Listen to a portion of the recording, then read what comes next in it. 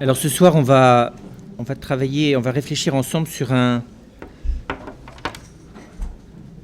thème qui peut, selon les personnes, apparaître essentiel ou au contraire complètement secondaire, qui n'est pas une question d'ailleurs que tout le monde se pose, mais j'allais presque dire, il y a toujours un moment dans l'existence où on se la pose en tout cas, qui est de savoir si Dieu agit dans notre vie.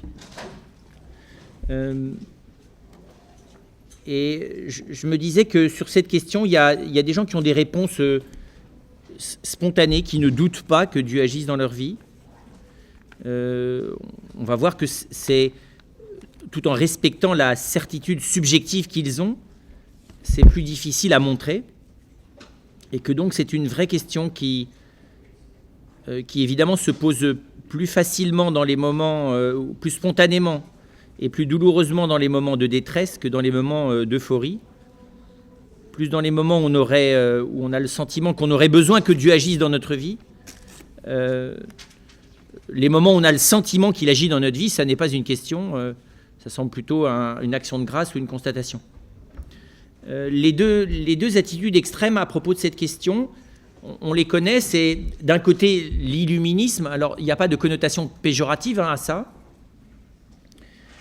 parce que l'illuminisme, c'est-à-dire de voir, d'avoir l'espèce de certitude que Dieu agit, n'est pas propre au christianisme. Dans toutes les religions, il y a des gens qui sont certains que les dieux, le divin, le sacré, ou les diables, ou les démons, ou les esprits agissent dans leur vie. C'est souvent quelque chose qui ne relève pas que d'une invention subjective, mais qui souvent est lié à des événements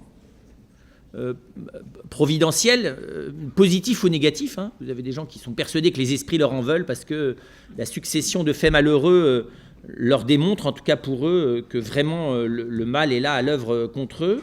Inversement, des événements positifs font croire à d'autres que les bons esprits, ou bien Dieu, ou bien le divin, agit dans leur vie. Et donc, c'est évidemment quelque chose à respecter, parce que ça joue un grand rôle dans la vie des personnes. Et puis, c'est évidemment à respecter parce que c'est une question sur laquelle il serait bien présomptueux de prétendre avoir une réponse comme ça toute faite. Aussi bien d'ailleurs quand il s'agit de Dieu ou du sacré que quand il s'agit des esprits ou du mal. Quand vous êtes en Afrique et que vous constatez certaines manifestations bizarres dans la vie des gens, expliquer que c'est que de la superstition et que c'est purement de l'invention psychologique, vous voyez que c'est simplement de la névrose ou de la projection psychologique, au bout de, si vous regardez les choses d'un peu près, vous vous calmez, vous êtes plus humble dans vos jugements. Voilà. Donc là, c'est vrai que c'est un des domaines dans lesquels la science, et d'ailleurs, elle a beaucoup fait de progrès quand il s'agit de la nature, mais quand il s'agit précisément de phénomènes un peu anormaux, de modifications brusques, positives ou négatives. Les miracles font toujours peur à la science. Ou les moments miraculeux, Jean Renaud pourrait vous en parler bien mieux que moi. Il y a les moments miraculeux où les choses qui ne sont pas du tout explicables scientifiquement font plutôt peur aux scientifiques, aux médecins. Et donc, quand je dis l'illuminisme, ça n'est pas encore une fois une connotation péjorative, mais c'est l'attitude dans laquelle souvent on y croit et puis on finit par en avoir les signes, ou bien c'est les signes qui nous en donnent la croyance. Ce qu'on peut juste souligner, c'est que dans ces moments-là, on identifie l'action de Dieu d'abord à des choses visibles, donc à des choses, à du pouvoir, à de l'efficacité. Tous les gens qui ont la certitude que Dieu agit dans leur vie, c'est nécessairement associé à des effets visibles. C'est plus rare, même si on verra que ça existe, c'est peut-être la sainteté d'ailleurs, des gens qui vous disent « mais Dieu agit dans ma vie, mais je n'y vois strictement rien, et ça ne se voit d'ailleurs absolument pas ».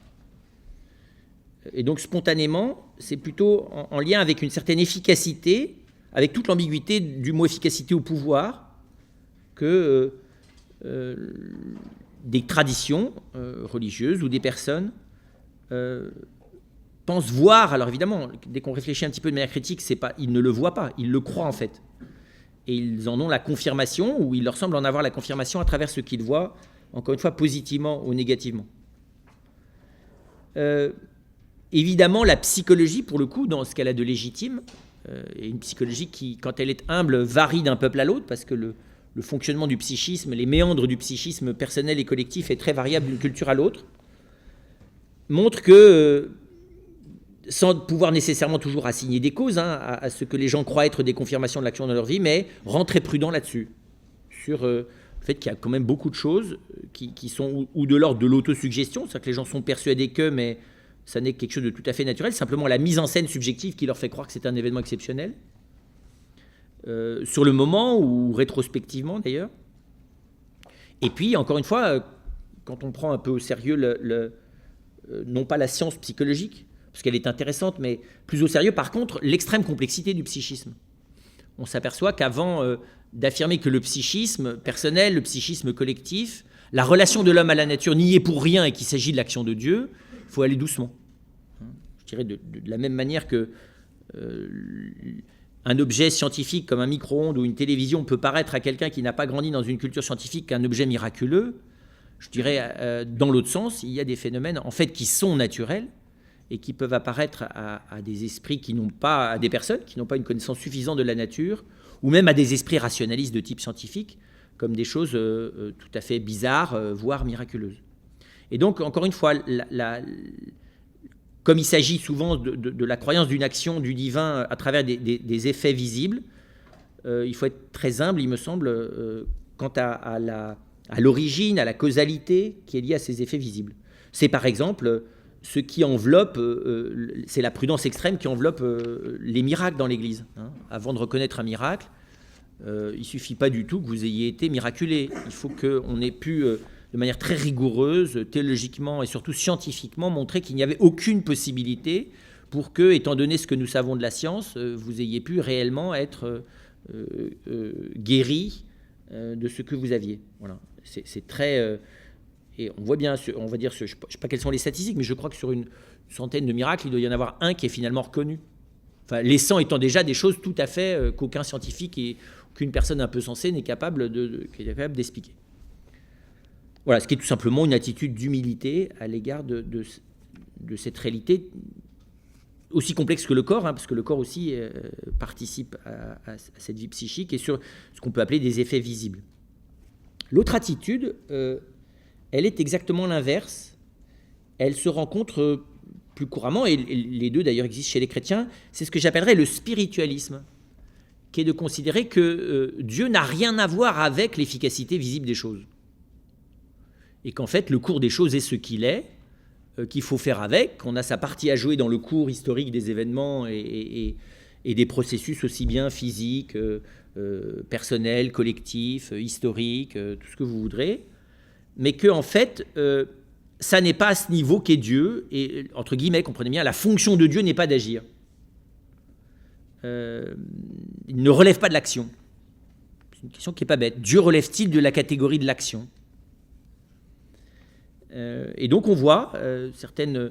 Alors là encore, vous comprenez bien, l'illuminisme ou le spiritualisme en chrétienté ou en catholicité est atténué, mais voilà, vous avez des gens qui voient des signes de la présence de Dieu partout, et vous en avez qui ne la voient nulle part, parce que de toute façon, pour eux, le champ du visible ne fait pas partie des choses où ils attendent tout simplement pas Dieu dans cet espace-là. Et donc pour eux, rien n'est signe, on n'est pas dans cet ordre-là. Et donc, j'allais dire, il s'agit de donner un éclairage spirituel par la méditation, le travail sur soi-même, sur le cours des processus immanents du monde physique, du monde humain, du monde personnel et collectif dans lequel nous sommes. Et donc, d'une certaine manière, la question Dieu agit-il dans ma vie c'est pas une mauvaise question, mais c'est pas une bonne question spirituellement. C'est précisément une question qui est encore beaucoup trop centrée sur toi, nombriliste, on veut que Dieu fasse quelque chose pour nous. Enfin, pour certains, c'est ne rien comprendre au divin, pour être clair. Là aussi, il ne faut pas être trop critique trop rapidement, c'est une position qui a du sens aussi. De dire, mais la projection, l'attribution à Dieu de tout ce que je ne comprends pas ou qui me semble aller dans mon sens, ou l'attribution au démon de tout ce qui va dans le sens contraire de ce que je vis, voilà, est souvent un peu rapide, et ça n'est pas bête de se demander Dieu, où se situe Dieu par rapport à l'histoire des hommes.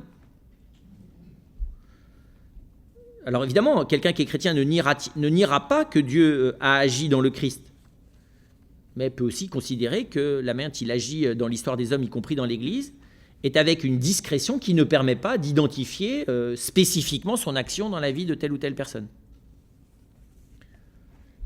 Vous doutez bien d'ailleurs que l'un ou l'autre donne lieu, je prends autour de la question de la vocation, vous savez, alors la vocation ou le mariage, vous avez des gens qui sont persuadés que c'est évident que providentiellement ils ont rencontré celui qui leur, ou celle qui leur était destinée de toute éternité. Le problème c'est qu'il faut que cette conviction dure. Parce que des fois c'est finalement un autre qui était destiné de toute éternité ou une autre. Voilà.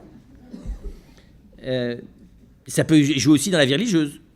Ou on peut inversement dire mais tout ça, Dieu n'a rien à voir avec ça, c'est à toi à avoir un discernement opérationnel, prudent, donc fais tous les tests psychosomatiques et culturels nécessaires pour pouvoir évaluer la probabilité que votre couple futur dure. Et puis on peut faire une chose pour la vocation, considérer que dans certains cas, j'ai le signe absolu parce que Jésus m'a cligné des yeux sur la croix que je dois devenir religieuse. Je dis ça parce que l'autre jour quelqu'un m'a raconté comme ça, que mon elle avait eu très peur que Dieu lui parle, parce qu'il y avait elle était la seule à voir un Christ s'illuminer.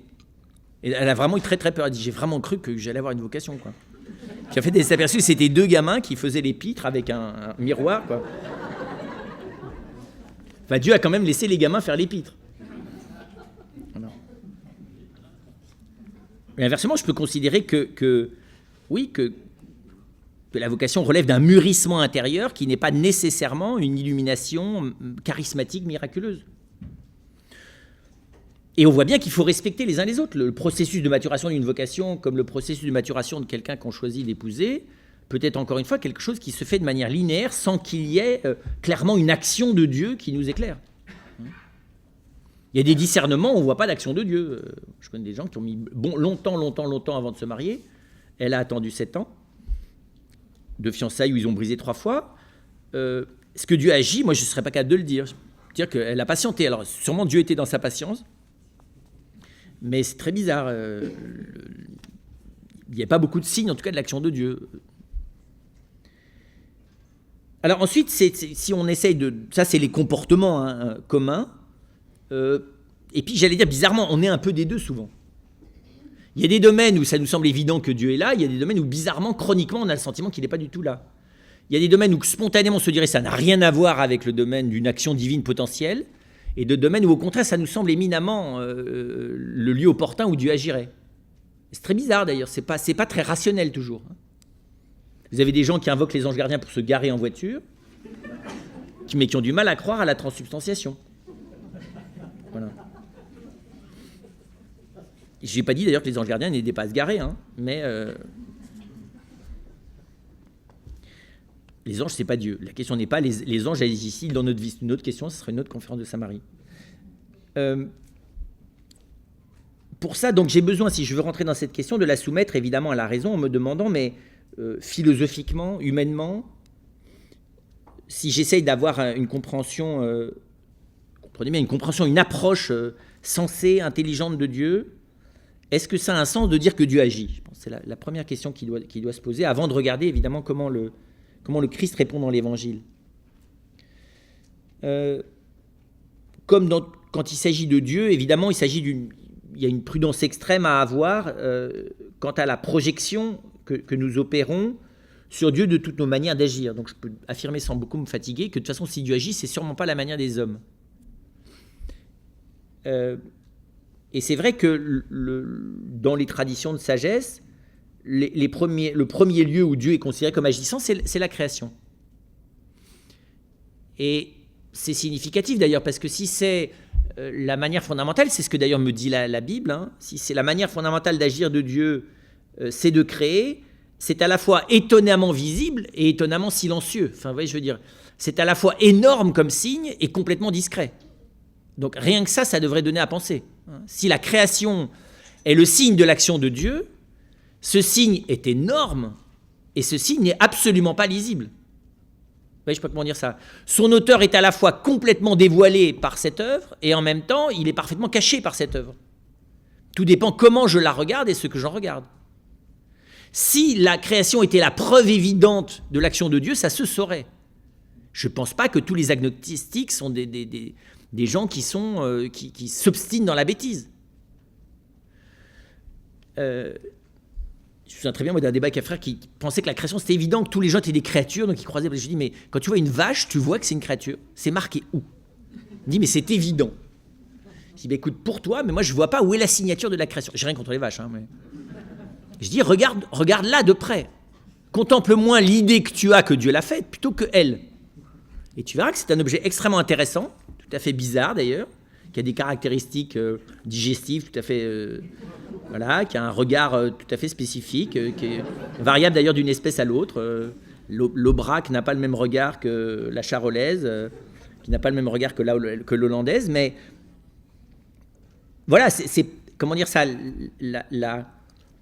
la création n'est pas une évidence, la création est une affirmation, et une affirmation qui d'ailleurs, comment dire ça, philosophiquement est une affirmation très, un peu limite, et qui réclame un regard extrêmement approfondi sur l'impossibilité qu'a le monde de tenir uniquement par lui-même. Et donc,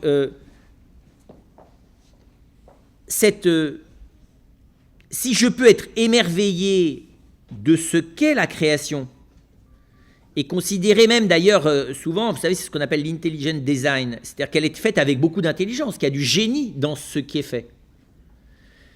Mais dire que c'est fait avec génie, que ce génie reflète quelqu'un qui l'aurait fait, ça ne me donne pas encore l'action divine, ça. Ça me donne l'intelligence. Comment vous dire ça? Je peux dire, mais oui, ça, avoir pensé quelque chose comme ça, c'est tellement parfait que ça relève d'une intelligence supérieure. Ça ne me met pas encore face à l'acte créateur. Ce qui nous met le plus proche de l'acte créateur, c'est la différence entre la conception et la naissance d'un enfant. Là, c'est vrai, je pense que l'endroit où, humainement, on est le plus proche d'une action divine, c'est la prise de conscience, qui n'est pas d'abord scientifique, qui est d'ailleurs existentielle d'abord, même si la science ne fait que la confirmer, du décalage radical qu'il y a entre ce qui est mis à contribution du corps d'un homme et d'une femme pour fabriquer un enfant et le produit fini. Là, on voit bien qu'il y a quelque chose. Mais en même temps, même si là, il y a quelque chose que je ne comprends pas, je peux dire que je vois un effet qui est extraordinaire, qui est en discontinuité totale avec les éléments qui ont contribué à le produire. Il n'y a pas de continuité possible, si vous avez un tout petit peu conscience de ce que c'est qu'une personne humaine, entre un assemblage de cellules et puis l'identité d'une personne. Enfin, je ne vois pas, moi plus je regarde la tête des enfants et moins je vois. Chez les adultes, des fois, on aurait tendance à moins le voir parce que c'est très bizarre comment c'est des fois moins visible. Non pas qu'on irait jusqu'à croire qu'ils ne sont que le processus de la logique matérielle et psychique qui les anime, quand même pas, mais par moments, ils y croient tellement que ils finiraient par y ressembler. C'est très impressionnant d'ailleurs comment l'homme a la capacité, quand il commence à exister dans une idéologie matérialiste, précisément à ne vivre qu'à ce registre-là. Est-ce que son identité profonde personnelle soit elle-même moins émergente? C'est très impressionnant ça. Même si elle est métaphysiquement là. Mais en tout cas, chez un enfant, l'enfant a cette qualité d'être dans un état, je dirais, d'émergence métaphysique naturelle. Et donc, il ne sait pas encore qu'il peut être matérialiste, l'enfant. Il est naturellement lui-même. Et là, on voit très clairement, mais dès les premiers jours d'ailleurs, qu'il y a clairement une discontinuité. Mais ça ne me dit pas ce qu'est l'action divine. Et aucune observation médicale approfondie, jour après jour et minute après minute, d'un enfant du premier jour de sa conception jusqu'à sa naissance, ne fait apparaître le moment où l'âme spirituelle serait créée. D'accord ? Donc, encore une fois, visibilité énorme, comment vous dire ça, discrétion absolue. C'est très bizarre ça aussi. Vous voyez bien, enfin, on est énervé d'ailleurs si on se penche sur le problème, c'est énervant de voir une mutation radicale sans saisir le moment du changement. N'importe quel chef d'entreprise, vous voyez, sauterait un câble, n'importe quel ostéopathe, médecin, scientifique, n'importe qui d'ailleurs. Si tout d'un coup, votre casserole explose, vous voulez savoir ce qui s'est passé, non ? Si vous n'arrivez pas à identifier, alors que vous n'aviez pas mis le gaz, comment cette casserole a explosé, vous n'allez pas vous endormir de votre vie, quoi. Mais là, on s'endort très vite, bien qu'on ait tous les jours un phénomène beaucoup plus extraordinaire qu'une casserole sans rien dedans, parfaitement froide et qui exploserait de chaleur. Ça s'appelle un enfant. Oui, parce qu'encore une fois, il y a une discontinuité radicale, absolue même, entre le processus biologico-psychique le plus élaboré qui soit et l'apparition, en tout cas l'existence d'une identité personnelle irréductible à ce qui lui permet d'être, mais qui n'est pas identique à son identité la plus profonde. Et donc, j'allais dire, paradoxalement, c'est déroutant. Voilà, l'action divine dans la création est déroutante. Moi, je dirais, en tout cas, elle ne me donne pas immédiatement quelque chose à penser de l'action de Dieu dans ma vie de manière singulière. Ça ne m'éclaire pas, ça, pour savoir si le fait qu'une tuile me soit tombée sur la tête ou que mon train arrive en retard, c'est Dieu qui agit dans ma vie. D'accord ? Ensuite, il y a le miracle. Alors, le philosophe est très très prudent sur le miracle. Peut pas nier qu'il y ait des choses bizarres, peut pas nier qu'il y ait des choses non compréhensibles. De là à en attribuer la fantaisie à Dieu, le philosophe est prudent là-dessus. Il sait bien que Dieu n'est pas une fantaisie près, parce que si c'est lui qui a créé ce qu'il a créé, il a vraiment de la fantaisie. Donc qu'il en rajoute un peu plus ou un peu moins dans l'ordre de la fantaisie, peut-être c'est pas gênant. Mais malgré tout, quand même. C'est vrai, c'est pas facile, sans un regard judéo-chrétien, de se dire pourquoi Dieu rajouterait des trucs comme ça, pour les uns, pas pour les autres. C'est quoi la cohérence de ça ? Vous savez, c'est la grande question. Vous avez combien de millions de personnes qui vont à Lourdes ? Alors comme ça, au pif, il en guérit quelques-uns. Rien que pour voir s'il peut toujours faire. Et histoire de faire les pieds aux autres. C'est terrible comme expérience. Alors, Dieu soit loué, la pastorale de Lourdes développe, et d'ailleurs, à bon escient, la guérison intérieure, qui elle, est beaucoup plus profonde et par certains côtés plus miraculeuse. Mais voilà, c'est une... je ne pense pas qu'on puisse faire la philosophie des miracles. Par contre, et c'est déjà ce que soulignait Platon, alors il faut bien comprendre, Platon parlait de son daimon intérieur. Alors ça ne veut pas dire qu'il avait des voix démoniaques à l'intérieur de lui qui lui suggéraient des mauvaises choses et qui relevaient de l'exorcisme, le bon Platon. Mais son daimon, c'était sa voix intérieure. Donc déjà chez Platon, il y a quelque chose d'une motion intérieure. Platon admet qu'il puisse être inspiré d'agir de telle ou telle manière, d'une manière qui ne soit pas uniquement de son invention rationnelle et prudentielle. Alors là, évidemment, c'est pas facile parce que, d'abord, vous avez des gens qui s'inventent des inspirations qui ne viennent que d'eux, mais ils ont besoin que ça vienne de Dieu. Vous avez même qui sont certains d'ailleurs que c'est de Dieu. Donc on en revient à ce qu'on disait tout à l'heure. Mais en tout cas, c'est moins surprenant. J'allais dire... si Dieu est Dieu, c'est dans la vie intérieure de l'homme que se jouent les vraies questions de l'homme.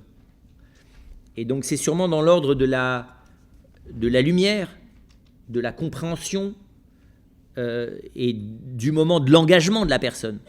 S'il y a quelque chose de l'action de Dieu, et encore une fois, est-ce que ça veut dire quelque chose ? On va y revenir. Mais s'il y avait quelque chose de l'action de Dieu, je pense que c'est plutôt comme ça que parle le philosophe, ça serait plutôt dans l'ordre de la lumière, quelque chose qui fait que le petit coup de pouce qui fait que tout d'un coup je comprends quelque chose que j'aurais peut-être mis 20 ans, 30 ans de plus à comprendre, le petit quelque chose qui fait que tout d'un coup je prends la décision sur laquelle j'aurais pu hésiter encore 10 ans. Voilà, c'est peut-être plus de cet ordre-là. Par contre, ce que l'on peut souligner, c'est que derrière la question Dieu agit-il, il y a beaucoup de questions dans la vie de l'homme. Beaucoup de questions chez l'homme religieux. Celle de la confiance en Dieu. Il y a une relation. Selon la vision que j'ai de l'action de Dieu dans ma vie, la manière dont j'exerce la confiance dans les événements, dans les personnes et dans Dieu lui-même n'est pas la même. D'accord ? Si vous considérez que voilà, Dieu n'agit pas dans le cours des choses et qu'au fond... vous n'allez pas mettre votre confiance dans une action de Dieu qui pourrait se faire dans le temps et l'espace. Vous allez mettre votre confiance qu'en Dieu en tant qu'il est lui-même, mais pas dans une action temporelle puisque vous n'y croyez pas. Inversement, si vous attendez une action de Dieu dans le temps, vous allez mettre votre confiance dans cette action dans le temps. Et vous allez être déçu d'ailleurs si elle n'intervient pas. On voit bien, c'est autour de l'intercession, les prières de demande.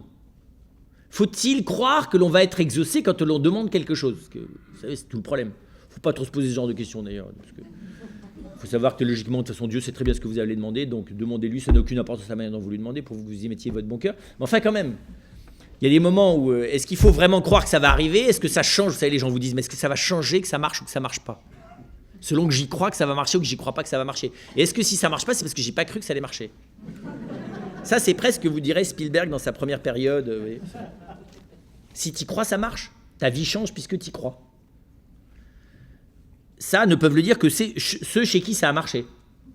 D'accord ? Mais tous ceux chez qui ça n'a pas du tout marché, ils ne sont plus là pour le dire. Parce que c'est vrai qu'il y a des... C'est clair. Il ne suffit pas que je croie quelque chose pour que ça advienne. Et donc, la question de la confiance en Dieu, mais aussi de la présence de Dieu. Où puis-je l'attendre ? Où convient-il de l'attendre ? Quel est son soutien ? Quel est son engagement ? Quelle est sa présence ?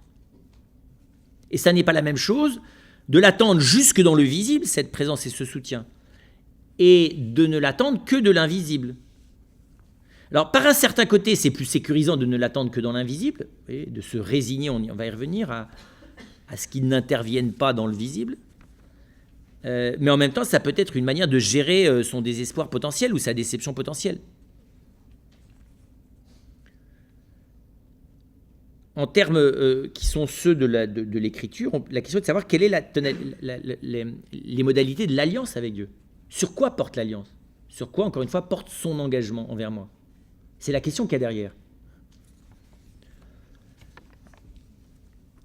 Jésus dit, pas un cheveu de votre tête ne tombe sans que Dieu le permette.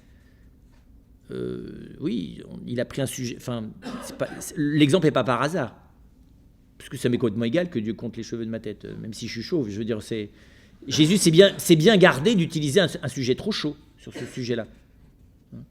Dieu n'a pas dit, quoi qu'il vous arrive, c'est Dieu qui le veut. Même les pires choses. Les cheveux, si vous voulez, c'est assez neutre comme problématique. D'accord ?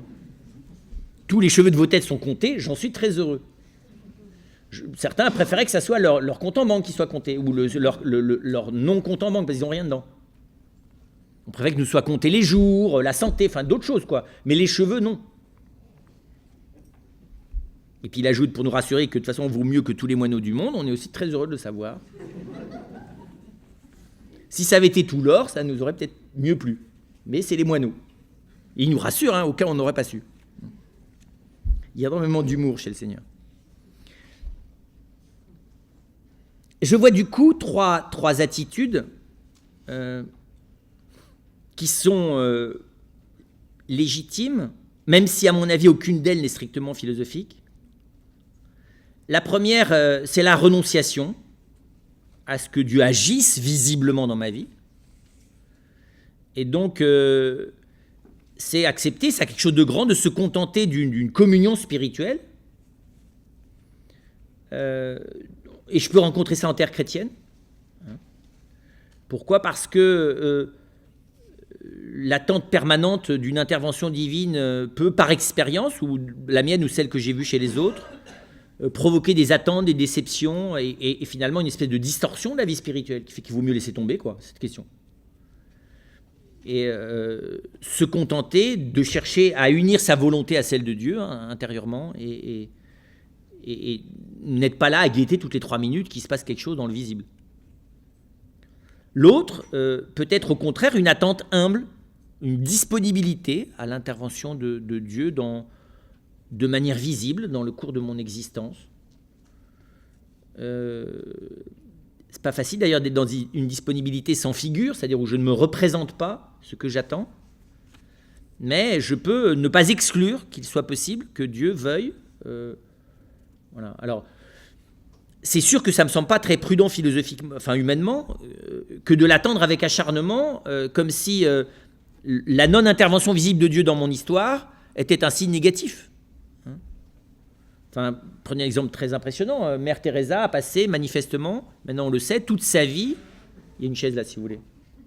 Non, vous voulez pas ? Si vous allez être mieux qu'assis par terre, mais comme vous voulez.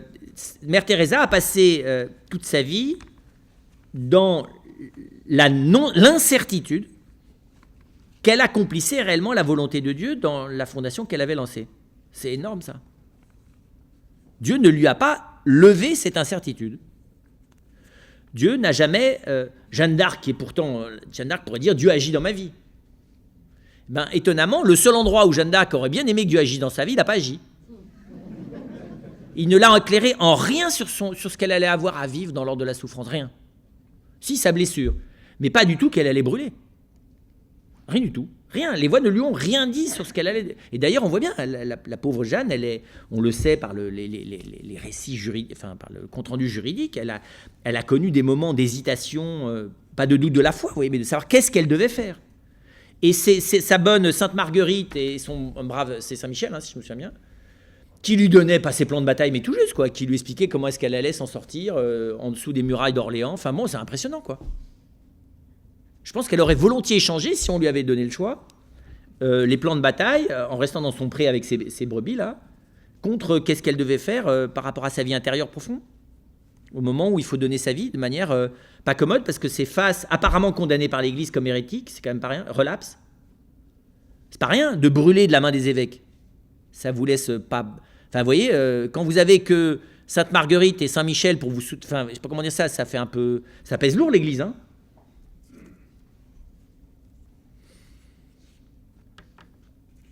Voilà, donc là, quelle attente?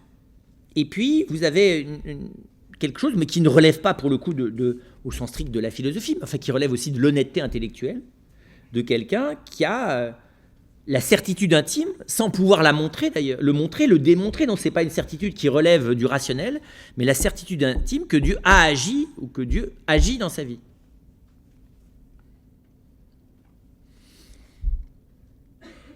Ensuite, quand on se demande, mais qu'est-ce qui me permet de dire que Dieu agit?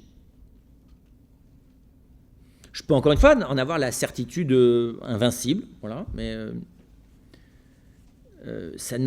certitude invincible, c'est une certitude qui ne relève pas de la certitude rationnelle, qui est quelque chose que... Mais les certitudes invincibles, c'est difficile. Vous avez des gens qui ont la certitude invincible, qui sont nuls, voués à l'échec toute leur vie, que de toute façon, jamais ils ne parviendront. C'est impressionnant, les certitudes invincibles. Elles sont pathologiques, souvent, les certitudes invincibles.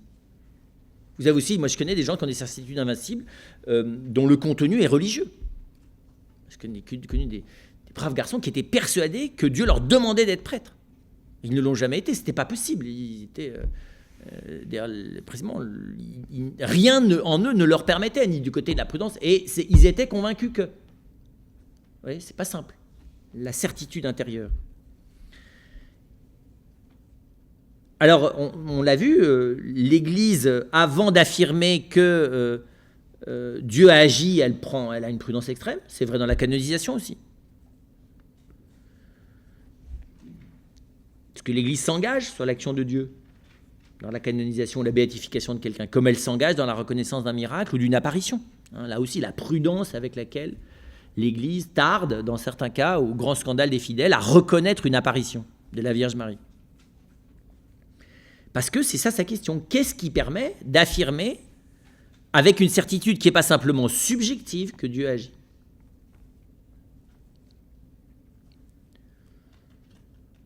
Et dans certains cas, c'est la grande tradition chrétienne, on dépend d'un autre, ou d'un conseiller, ou d'un accompagnateur, ou d'une accompagnatrice spirituelle. Mais la tradition chrétienne considère que je ne peux pas tout seul être certain que Dieu agit dans ma vie. C'est ça la grande tradition. Que je peux en avoir la certitude subjective, mais ça ne suffit pas à m'appuyer dessus spirituellement. Il faut que ça soit attesté par quelqu'un qui a un discernement spirituel supérieur au mien, plus affiné, qui a plus l'expérience de la personne humaine.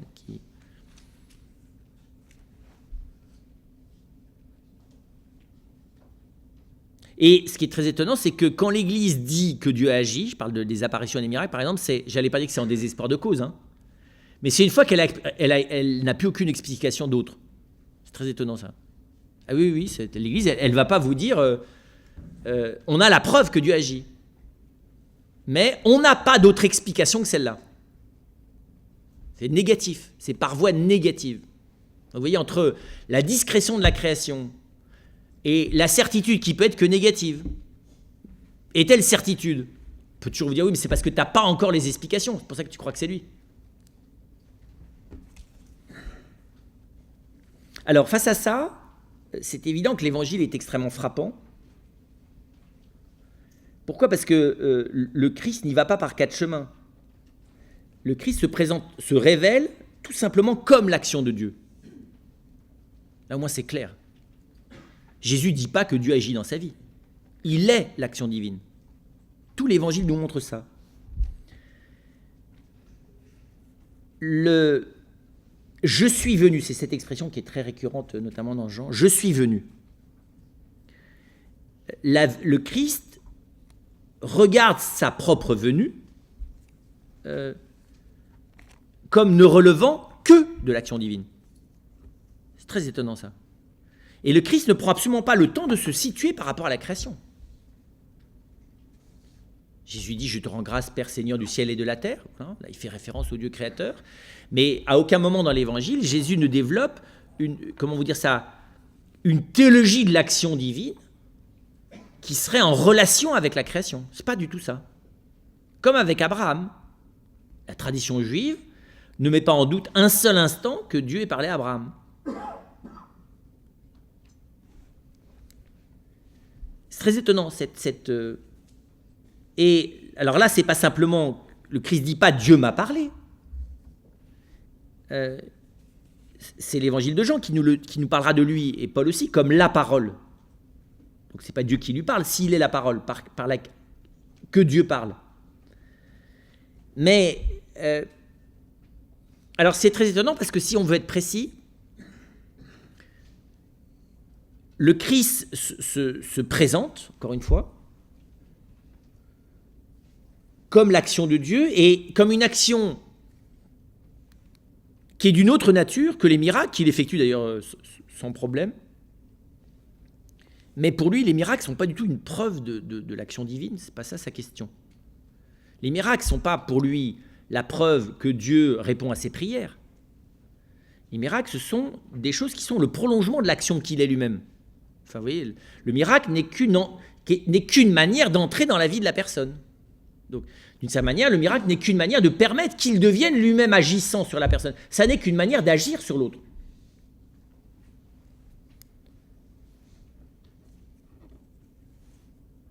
D'ailleurs, on voit bien, si vous regardez de près, il n'y a pas une parole, il n'y a pas un geste du Christ qui ne soit pas raconté dans l'Évangile comme quelque chose qui relève du désir d'agir sur autrui ou d'agir pour autrui. Et pour être plus précis, qui relève d'autre chose que d'être l'agir de Dieu pour l'autre. L'exemple le plus marquant, c'est le pardon. Le pardon, c'est le propre de l'agir divin. S'il y a quelque chose qui en aucun cas ne peut relever des hommes, c'est le pardon. Nous, on peut excuser, on peut passer au-delà de la faute, on avait travaillé là-dessus, mais en aucun cas, je ne peux me servir du mal. Je n'ai aucun pouvoir là-dessus. Je n'ai pas de pouvoir sur la faute des hommes. Je ne peux pas faire que la vie des personnes ne soit pas ce qu'elle a été. Je ne peux pas faire que le mal qui a été commis ne l'ait pas été. D'accord ? Je peux, encore une fois, le réparer, tenter de me servir des conséquences, mais je ne peux pas faire que le mal qui a été n'a pas été. Non pas que le pardon reçu de Dieu fasse que le mal qui a été n'ait pas été, mais que le mal qui a été soit source d'un bien supérieur à ce mal. Pas comme mal, hein, bien sûr. C'est ça qui est complètement en dehors du pouvoir humain. Comme si l'action de Dieu était au-delà de la trame historique. En tout cas, le Christ revendique clairement que si l'on veut chercher à savoir ce qui signifie son mode d'action ou ce qui signifie ce qu'il est de la part de Dieu, c'est le pardon. Est-il plus facile de dire à un homme « Prends ton brancard et marche » ou de dire « Je te pardonne tes péchés » ? C'est magnifique cette question.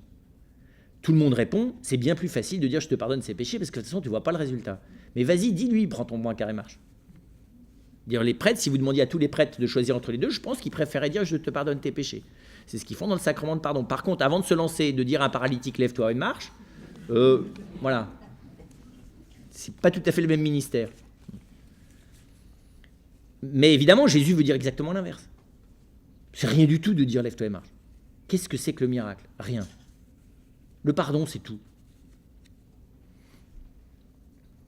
Parce que la puissance de Dieu ne s'arrête que devant le cœur de l'homme, ne s'arrête pas devant la matière. La puissance de Dieu ne s'arrête pas devant la matière, parce que c'est lui le créateur. Par contre, la puissance de Dieu, elle est directement arrêtée par ma bonne ou ma mauvaise volonté. Le Seigneur n'a aucun pouvoir d'entrer dans mon existence intime sans moi. Là, c'est moi qui suis tout puissant, pas lui. pas intervertir les rôles.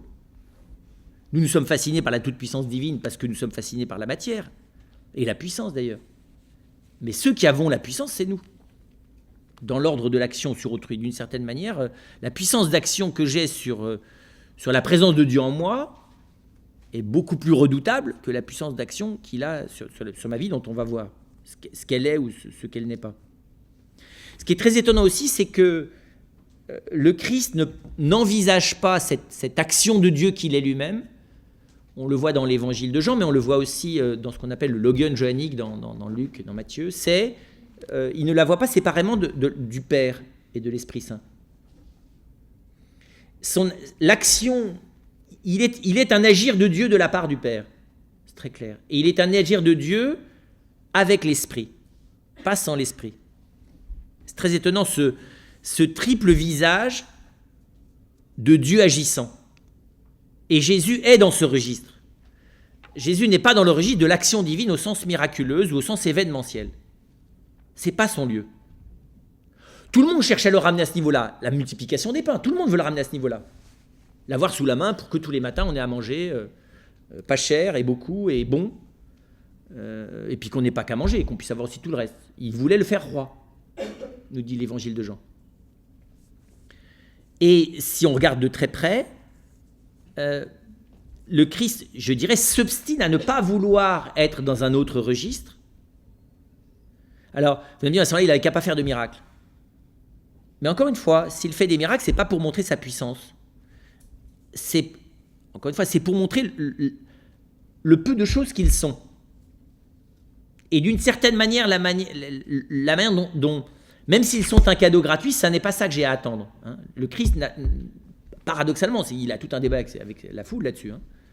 Il fait des miracles pour qu'on ne les attende pas. Alors, on dit, mais c'est une catastrophe, tu comprends ça. Il ne faut pas faire comme ça. Si tu veux qu'on n'attende pas, fais pas. Mais si tu fais, c'est normal qu'on attende. D'accord ?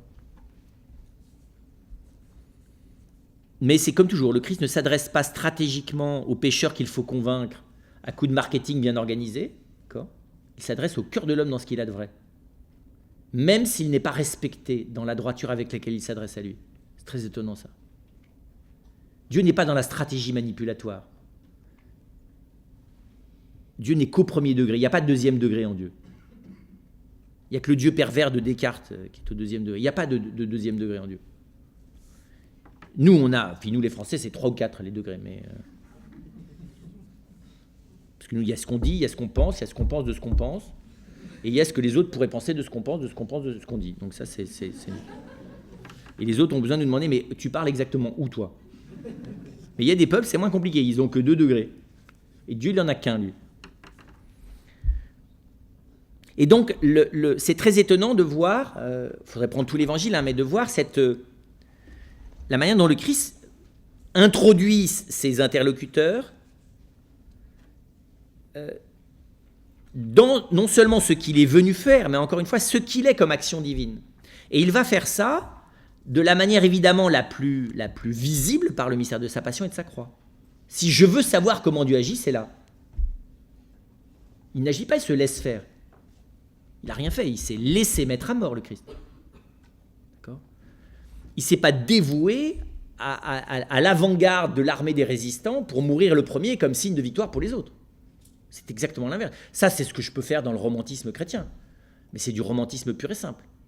C'est l'inverse. Il s'est laissé mettre à mort comme le dernier. C'est d'ailleurs ça qui a fait complètement lâcher les apôtres. Si Jésus était mort à la tête de ses troupes, héroïquement, comme sauveur de l'humanité, parce que c'est comme ça qu'on s'imaginait sauveur, nous. C'est pas tout à fait la même chose que de se laisser broyer par un mécanisme manipulatoire par lequel on va se débrouiller pour l'humilier de toutes les manières qui soient et pour l'anéantir si possible. Dans le regard de ses apôtres, dans le peuple dans lequel il est, à l'égard de tout le monde. Jusqu'à laisser sa mère être au pied de l'endroit où il est mis à mort. Évidemment, c'était stratégique. Le but était, elle, de l'humilier lui par elle. Plus bas encore. C'est quand même clairement ça. C'est pas par miséricorde qu'ils ont laissé les femmes être là. C'est pour continuer à l'anéantir. Non, quand vous lisez de près les récits de la Passion, la stratégie d'anéantissement de la personne, hein, malheureusement, nous on sait ça depuis la Shoah, parce que c'est que les stratégies d'anéantissement psychique, spirituel, physique, collectif, par tous les bouts. Mais c'est ça Jésus. clairement ça. Nous, je vous dis, on retient l'abonnement, on l'entend que 2 fois par an, la Passion. Le vendredi saint, si vous êtes fervent, et le dimanche des Rameaux, si par hasard vous êtes par là. Mais le reste du temps, attendez, on ne la lit pas intégralement, la Passion, ça ferait trop peur. Et pourtant, encore une fois, le Christ dit clairement, c'était l'évangile d'aujourd'hui, je suis venu pour un baptême. Je suis venu faire quelque chose, oui. Je suis venu pour être la révélation de l'action divine, là. Dans la non-action absolue. Pas au sens taoïste, hein. Même si je pense qu'il y a quelque chose dans le taoïsme qui touche à ça. Une espèce de vertige devant ce que la pauvreté ou le vide peut dire de l'absolu. Et donc, vous voyez bien que, comment vous dire ça, je veux pas, c'est pas volontairement, Jésus vient pas déconstruire et démolir toutes les idées que nous avons de l'action divine. Non, Jésus respecte le mystère de la création. Jésus n'a pas dit que les miracles n'avaient aucun sens. Mais quand les apôtres reviennent en disant « Regarde, les démons nous sont soumis », il dit « Mais bienheureux êtes-vous que vos noms soient inscrits dans les cieux ». Et donc, ce qui est très frappant aussi, c'est que cet agir, l'action du Christ, et cet agir qui est le Christ, n'a pas de sens en dehors de l'acte de foi. L'action de Dieu dans le Christ n'est visible que dans la foi.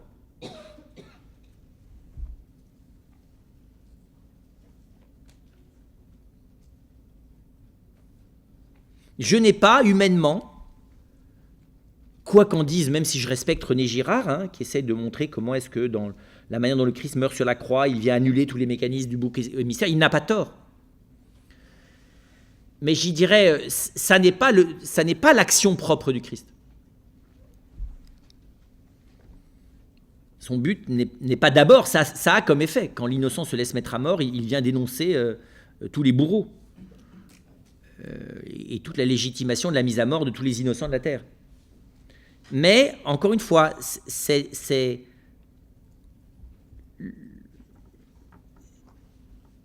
l'action de Dieu dans le monde, dans le Christ, est d'apporter une lumière,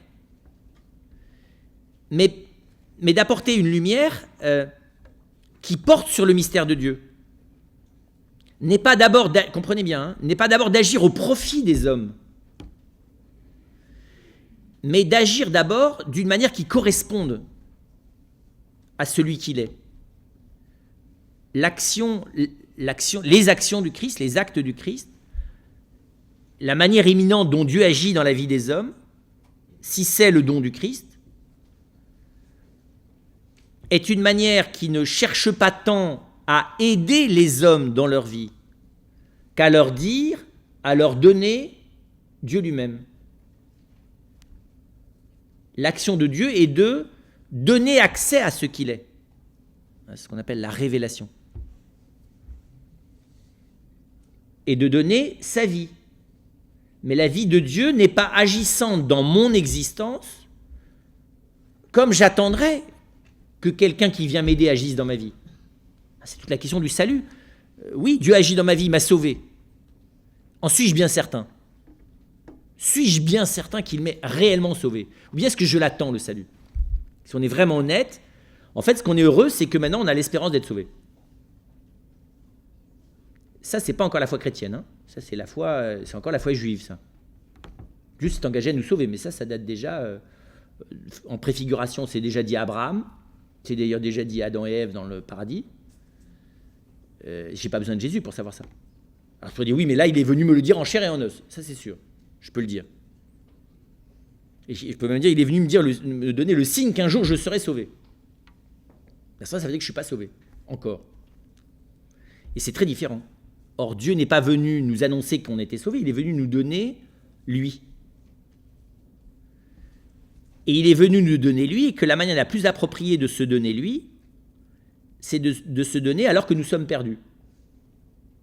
Et donc, l'action de Dieu, si je la lis dans le Christ, elle n'est pas de venir m'encourager à améliorer ce qui va bien dans ma vie, à lutter contre ce qui ne va pas. Elle est de faire entrer Dieu en lui-même dans mon existence. Ce qui est évidemment une action ou un agir qui n'est pas directement très spectaculaire. D'autant plus que le chemin de cet agir c'est la pauvreté humaine. Le chemin de cet agir, ce n'est pas la puissance humaine. Ça n'est pas de sa puissance. Par sa puissance que le Christ ouvre le chemin à l'action divine dans le cœur des hommes. C'est par sa faiblesse, c'est par sa pauvreté, c'est par sa vulnérabilité extrême. Et donc, d'une certaine manière, le lieu de l'agir de Dieu dans l'homme, c'est le lieu de sa plus grande pauvreté. Enfin, je dirais, pour le dire de manière un peu paradoxale, c'est le lieu où j'entends rien, où je vois rien, où je sais rien, parce que je suis trop pauvre. C'est le lieu auquel je n'ai pas accès. Comprenez bien, par mon désir qu'il se passe quelque chose dans mon existence. Parce que là où j'ai envie qu'il se passe quelque chose, c'est là où je maîtrise, c'est là où ça marche. Vous voyez, c'est que je suis encouragé, corrigé, que ça s'améliore, que ça se corrige, que ça... Enfin, je sais pas, que les choses bougent, quoi. Qu'il y ait des solutions, quoi, quelque part. On va voir, Dieu ne boude pas nécessairement cet espace-là, mais ce n'est pas son lieu d'action propre. Ce n'est pas là que je découvre ce que c'est que l'agir de Dieu dans ma vie. Et si Dieu opère des miracles ou des signes, ça n'est de toute façon que dans cette lumière-là. Ce n'est pas les signes et les miracles qui sont le lieu où je découvre ce qu'est Dieu agissant dans mon existence. Alors dire que Dieu passe par la pauvreté des hommes et passe par l'homme, c'est dire qu'au fond, les moyens par lesquels Dieu me fait savoir qu'il agit, ce sont des moyens, comment expliquer ça? Non pas communs, mais ce ne sont pas des moyens spectaculaires, ce ne sont pas des moyens qui relèvent de la puissance. La parole. La parole de Dieu, ce n'est pas plus impressionnant que ça. Enfin, pas tout, hein, on peut aimer l'un ou l'autre, mais enfin... Statistiquement, la parole de Dieu, si vous voulez, ça vous émeut pas de manière spectaculaire sur le plan humain à toutes les pages. Il y a des grands passages qui sont glorieux. Mais il y a beaucoup de passages, vous ne précipitez pas quand vous avez besoin de vous détendre dans un roman sur une nouvelle page de la Bible. Vous avez tort d'ailleurs. Parce qu'il y a aussi une richesse immense dans la parole. Mais... c'est très étonnant qu'à la fin, dans le Christ, la parole, elle est incroyablement simple. Venez, suivez-moi, suis-moi, mangez, écoutez. C'est des choses extrêmement simples. Il n'y a rien de spectaculaire dans l'Évangile. Les sacrements, c'est la même chose, la ritualité sacramentale. Alors, je peux rajouter de la liturgie autour pour essayer de montrer que c'est très impressionnant. Je n'ai pas tort, d'ailleurs. Ça peut aider de temps en temps. Parce que si c'est Dieu, c'est normal que je fasse du spectaculaire. Il ne s'est pas gêné pour en faire au Sinaï. Je peux rajouter de l'encens, des enfants de chœur, de la musique, de l'orgue et tout ça, puis ça fait spectaculaire, c'est pas plus mal. Parce que, dans certains cas, c'est le seul moyen de réveiller les gens. Parce que si Dieu avait toujours la discrétion qu'il a, je ne sais pas combien il y aurait de catholiques. Il serait trop discret. Donc le catholicisme a inventé des moyens quand même de réveiller les gens. Vous avez l'écharisme ou la liturgie.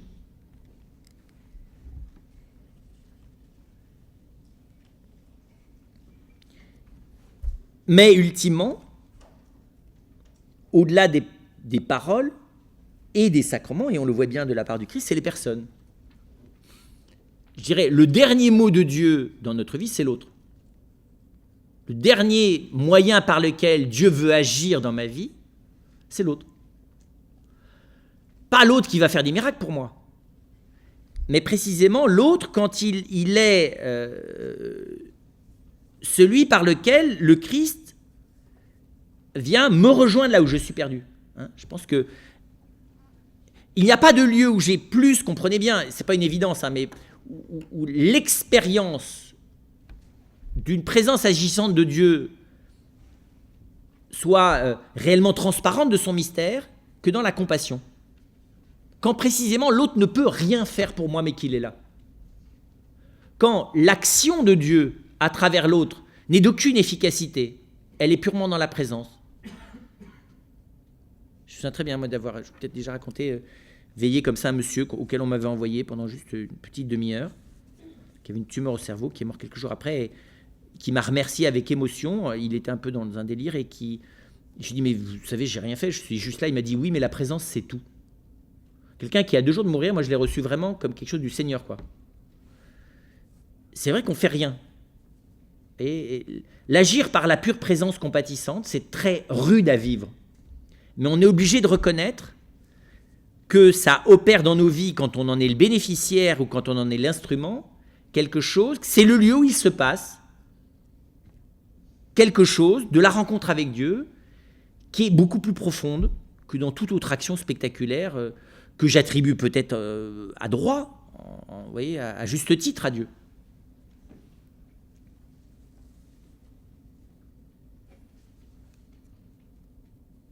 Et donc, je pense qu'il faut apprendre à voir à repérer dans l'Évangile, encore une fois, au-delà de la mise en spectacle que nous pourrons nous en faire dans notre esprit, dans notre manière de la lire. Vous voyez, voilà, nous sommes encore en attente des révélations comme le Sinaï. Nous, on voudrait de la foudre, des signes, des choses visibles, des tremblements de terre physiques, intérieurs, enfin des choses qui bougent, quoi. C'est vrai, de toute façon, on va dire, mais Seigneur, bouge ma vie, qu'est-ce que tu fais là ? Alors, ou c'est moi, où on estime que c'est ou nous qui ne bougeons pas assez, ou lui qui agit pas assez. Parce que c'est récurrent quand même, hein, le désir de la puissance, ça ne nous lâche pas comme ça, c'est un vieux truc depuis le serpent. Et donc, ça n'est pas facile d'entrer dans, j'allais presque dire, l'impuissance agissante volontaire de Dieu dans ma vie. Le fait que Dieu n'agisse pas dans la puissance. Pour être plus lui-même et pour que son agir sur ma personne soit un agir qui soit vraiment lui, quoi. Mais d'ailleurs, les gens qu'on aime à la fin, l'important, c'est pas qu'ils fassent des choses pour nous, non. À la fin, ça n'a aucune... D'ailleurs, ils peuvent rien faire pour nous à la fin. Qu'est-ce qu'ils peuvent faire de plus pour nous, ceux qu'on aime vraiment que d'être là ? Rien. D'ailleurs, c'est pas eux qu'on demande de faire quelque chose pour nous. Tant qu'on leur demande de faire quelque chose pour nous, je ne veux pas dire qu'on ne demande rien à ceux qu'on aime, hein. Mais ce que je veux dire, c'est qu'il n'y a pas de plus grande action, analogiquement, hein, dans la vie de ceux que l'on aime, que d'être là. Que de se donner, de se mettre à disposition dans ce que l'on est d'autrui, ou d'accueillir l'autre qui se met à ma disposition dans ce qu'il est. C'est ça, le plus profond. De me prêter son existence ou de me la donner. C'est ce que Dieu fait, et le lieu où il choisit de le faire de la manière la plus efficace, pour autant que le mot efficacité puisse avoir un sens à ce niveau-là, c'est en venant me rejoindre dans ma pauvreté, ma perdition, mon obscurité, ma souffrance, j'allais dire mon plus grand rien. C'est là que paradoxalement, il est le plus lui-même, pour moi. C'est là où je n'ai pas encore compris que j'étais le plus moi-même. Il faudra bien, parce que de toute façon, c'est comme ça c'est à cet endroit-là qu'on va finir par franchir la porte de la terre au ciel. C'est bien par l'endroit où jusque-là, on essayait d'éviter d'aller parce qu'on pensait que là, on serait rien. C'est quand même là. C'est ça qui est très impressionnant dans le processus quand c'est pas une mort violente. Hein. Et donc, encore une fois, fréquenter l'extraordinaire délicatesse de la discrétion divine, qui n'est pas pour nous tester, hein, mais qui, encore une fois, qui fait que quand j'aime quelqu'un, je passe de la pédagogie à l'amour. Le pédagogue, il fait des choses, il montre à l'autre qu'il fait des choses pour lui, il lui fait des cadeaux avec des gros paquets, des gros nœuds, et il met en scène le cadeau qu'il lui fait, il lui fait comprendre combien il aime, enfin, vous voyez, à l'oriental ou à l'Amérique du Sud, quoi. Puis à un moment donné, on est au-delà de ça. Parce que j'ai plus de cadeaux à faire, j'ai plus rien à donner. Parce que c'est plus le moment. C'est pas ça qui compte vraiment. Alors, ça n'empêche pas Dieu de nous faire des cadeaux avec des gros nœuds roses et du papier de toutes les couleurs. Hein. Ça s'appelle les dons charismatiques, ça s'appelle les grâces sensibles, ça s'appelle les anges qui vous envoient pour vous faire vous garer au bon endroit, enfin tout ce que vous voudrez. Je veux dire, il n'en est pas une fantaisie, un cadeau prêt.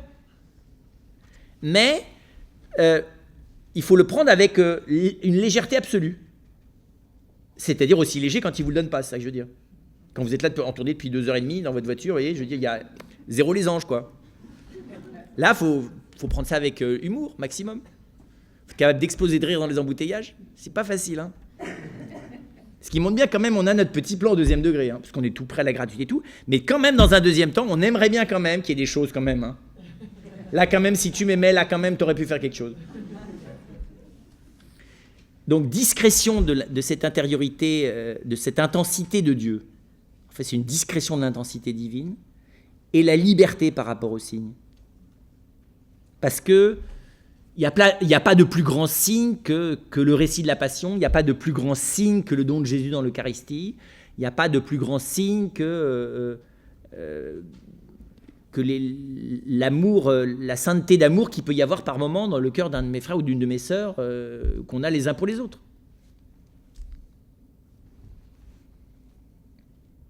C'est vrai, parce que ces temps-ci, j'y reviens tout le temps, dans les hommes et les dieux, c'est admirablement marqué.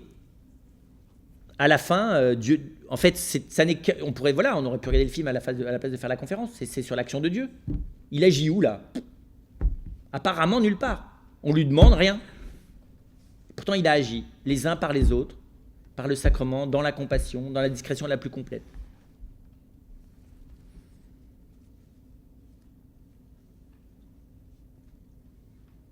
Et donc,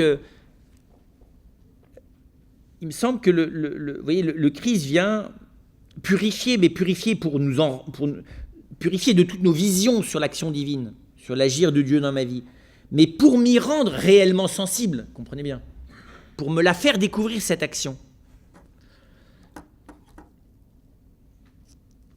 Sous une forme d'ailleurs, dont finalement les autres vont être témoins avant que je le sois moi-même. Nous ne savons pas que Dieu agit dans notre vie. C'est parce que les autres en bénéficient qu'eux le savent. On le voit quand Dieu agit dans la vie de l'autre. Pas parce qu'il lui a fait gagner le gros lot, ou parce que tout d'un coup, un énorme de ses défauts a disparu. Non, on le voit parce que il y a quelque chose qui traverse le cœur et l'intelligence de l'autre, dans sa manière de parler de Dieu, dans sa manière d'être vis-à-vis de nous, qui relève de cette, comment vous dire ça, oui, de cette intimité, de cette intensité dans la discrétion et le silence.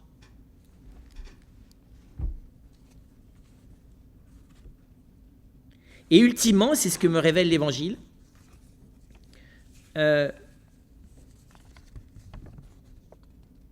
Dieu agit comme ça parce que ça correspond à ce qu'il est. Et ça nous érudit, parce que nous, à la limite, on préférait qu'il nous aime un peu moins avec ce qu'il est et pas comme ça. Mais ça correspond à ce qu'il est, et ça correspond aussi à à la préparation du royaume. L'œuvre de Dieu n'est pas que dans la communication de son amour et de son mystère dans ma vie de tous les jours, puisque ça, c'est ce que Dieu a voulu, puisque c'est ce qu'il est venu nous signifier dans cette action qui est de nous donner le Fils. Mais elle est tout ensemble, ça n'est pas séparé, de préparer cette humanité à l'avènement d'un ciel nouveau et d'une terre nouvelle. Donc il y a aussi un mystère d'enfantement. Je dirais, ça c'est l'action plus particulièrement du mystère de l'Esprit Saint. C'est que, comment vous dites ça, ça n'est pas que à notre bénéfice, c'est aussi au bénéfice de l'humanité tout entière et au bénéfice de ce que Dieu veut faire advenir en nous. Le Christ vient nous dire que Dieu nous invite pas simplement à venir à habiter en lui et à accepter qu'il vienne demeurer en nous, comme il est dit dans l'évangile de Jean, et à ce que nous ayons à faire savoir ce mystère, mais à ce que par notre vie puisse advenir le royaume. Autrement dit, il y a quelque chose, quand on écoute bien le Christ, il y a quelque chose d'analogue à la création, ce que la théologie appellera la recréation. J'allais dire, vous savez bien, la théologie chrétienne dit que la création a lieu à partir de rien. Rien n'a précédé le réel que Dieu a créé. Et on peut dire que la recréation, c'est-à-dire cette transfiguration de la création en épiphanie, en manifestation glorieuse et définitive de la gloire de Dieu, se prépare, comprenez bien, dans ce rien qu'est la pauvreté du cœur de l'homme. Il y a là aussi ça n'est pas qu'à notre bénéfice. Le Christ se présente comme, je vous l'ai dit, agissant et étant l'action de Dieu, du Père et avec l'Esprit. Et ultimement, et on voit dans l'évangile de Jean et on le voit dans la première épître, c'est à cette action de l'Esprit auquel le Christ veut nous rendre sensibles. Cette coopération à l'action de l'Esprit. Et encore une fois, la coopération à l'action de l'Esprit, elle est dans cette communication de la lumière et de l'amour qui ne se fait pleinement que quand cette communication peut passer j'allais dire, par l'extraordinaire discrétion de la pauvreté, de la souffrance, de l'échec, là où finalement on a besoin que Dieu agisse. Alors ce qui est étonnant, c'est qu'on est obligé aussi, et c'est le dernier mot, de voir que Dieu agit dans nos vies de manière variable, mais qu'il a une synchronisation extraordinaire de la variété des uns par rapport aux autres. Ce que je veux dire, c'est que aux uns, il va agir de manière extraordinairement marquante, spectaculaire, miraculeuse. D'autres, rien. Bienheureux ceux chez qui il agit de manière spectaculaire pour qu'ils puissent se faire partager à ceux chez qui il est d'une extraordinaire discrétion. Bienheureux ceux qui sont dans lesquels il agit avec une totale discrétion, parce que précisément ça va aider celui qui est dans le spectaculaire au moment où il n'y aura plus de spectacle du tout à accueillir la présence discrète de Dieu. Enfin, vous voyez, je ne sais pas comment dire ça. Et on voit ça, il y a des moments où... Parce que l'action de Dieu, elle n'est pas non plus de nous mettre à l'agonie toute la journée, parce que c'est comme ça qu'il agit mieux. Et on a tout ce qu'il faut, il est en agonie jusqu'à la fin du monde, le Seigneur. Donc on a toujours l'un de nos frères, quand ce n'est pas nous, qui est en agonie. Vous voyez, il y a comment vous dire ça, une coordination symphonique divine, sans chef d'orchestre d'ailleurs, qui s'appelle l'Esprit Saint, c'est comme chez les tziganes, qui vient permettre à chacun de contribuer pourvu que... Vous voyez, c'est là du coup, l'action de Dieu, elle est en partie dans le pouvoir de ma charité fraternelle. Je peux exposer mon frère ou ma sœur à une épreuve terrible d'un sentiment d'absence de Dieu et d'inaction de lui, parce que le petit rien que je pouvais faire de la part du Seigneur, un verre d'eau fraîche, dit Jésus dans l'Évangile, est ce dont Dieu veut se servir là pour descendre dans sa vie. C'est pas parce que je n'ai pas besoin nécessairement d'être en forme avec de l'énergie dans le moral à redonner à l'autre. Vous savez, nous aussi, on a plein d'idées sur les conditions qu'il faut pour pouvoir agir dans la vie de l'autre. Pourquoi ? Parce qu'on veut être efficace. Mais je ne vous dirai, mais laisse tomber. Qu'est-ce qu'on veut être efficace ? Précisément, nous aussi, on a à apprendre à agir dans la vie les uns des autres à la manière de Dieu. Qui n'est pas les laisser couler en faisant, vous voyez, en restant son chapelet sur le bord de la piscine. C'était à Montmorin comme ça, où on avait un saint ermite, ils sont tous au ciel maintenant. Un saint ermite, et il avait mis le feu à son ermitage. Et il y avait un autre saint ermite qui récitait son office et qui priait pour son frère qu'il voyait en train de risquer de brûler dans son ermitage. Et alors après ça, le père Emmanuel, qui était le prieur du lieu, avait quand même passablement sonné les cloches au saint ermite qui priait pour l'autre. En disant, mais quand même, c'est absolument une... Il avait expliqué, mais non, que la prière est toute puissante et qu'il priait avec intensité pour que... D'ailleurs, il avait été sauvé, finalement, mais par les autres qui y sont allés.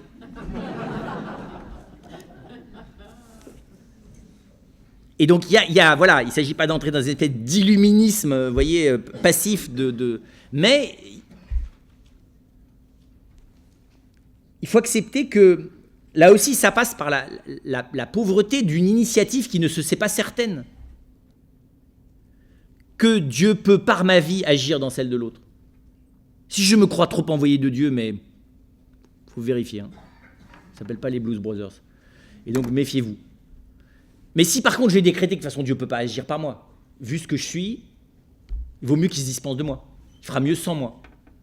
Ça, c'est insensé. Vous voyez, on a tout un... Enfin, c'est pour ça qu'il y a un apprentissage de l'agir de Dieu qui doit progressivement...